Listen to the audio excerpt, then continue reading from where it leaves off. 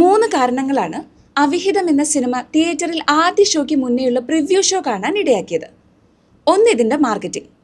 അവിഹിതം എന്ന പോസ്റ്ററിൽ എഴുതിയ രീതി, രഞ്ജിത്ത് കൻകോളിൻ്റെ ലേറ്റസ്റ്റ് വന്ന പോസ്റ്റർ, റിലീസിന് മുന്നേ വന്ന പ്രിവ്യൂ ഷോ.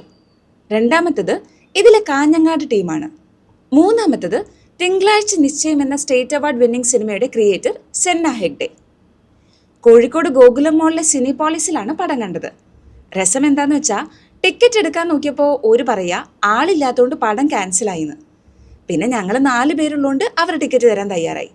പക്ഷെ കുറച്ച് കഴിഞ്ഞപ്പോൾ വേറെയും വന്നു ഒരു 3-4 പേരൂടെ.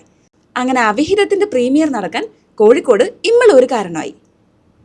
കാഞ്ഞങ്ങാട് യൂണിവേഴ്സിലെ ഒരു കുഞ്ഞു ഗ്രാമം, അവിടെയുള്ള നിഷ്കളങ്കരായ എന്നാൽ മാനുഷികമായ ചപലതകളും പരദൂഷണ തൽപരതയൊക്കെയുള്ള നാട്ടിൽ നടക്കുന്ന ഒരു കുഞ്ഞ് അവിഹിതവും അതുമായി ബന്ധപ്പെട്ട കഥയുമാണിത്.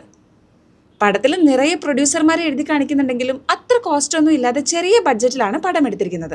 കഥ അത്തരത്തിലാണ് സെറ്റ് ചെയ്തിരിക്കുന്നത്.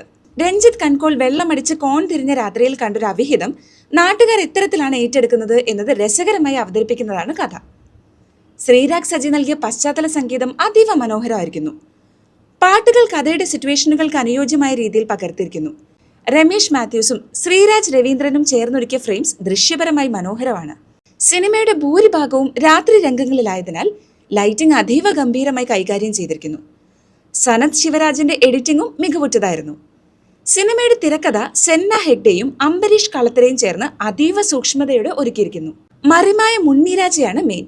നാട്ടിലെ മെയിൻ തയ്യൽക്കാരൻ. അജിത് പുന്നാട്, ദിനേശ് കോളിയാട്ട്, വിനീത് ചാക്യാർ, രാകേഷ് ഉഷാർ, വൃന്ദ മേനോൻ, അനീഷ് ചെമ്മരത്തി, ഇങ്ങനെ എല്ലാവരുടെയും പെർഫോമൻസ് സിനിമയ്ക്ക് മുതൽക്കൂട്ടാണ്.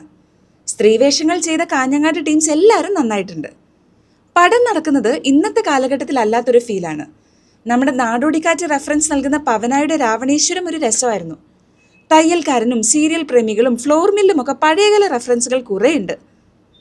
ജെൻസികൾക്ക് പടം കണക്റ്റ് ആവുന്നില്ല, പക്ഷേ 90s കിഡ്സിനും 80s വസന്തങ്ങൾക്കും അതിനു പുറകിലേക്കുമൊക്കെ നന്നായി കണക്റ്റ് ആവുന്ന ഒരു സിനിമയാണ്.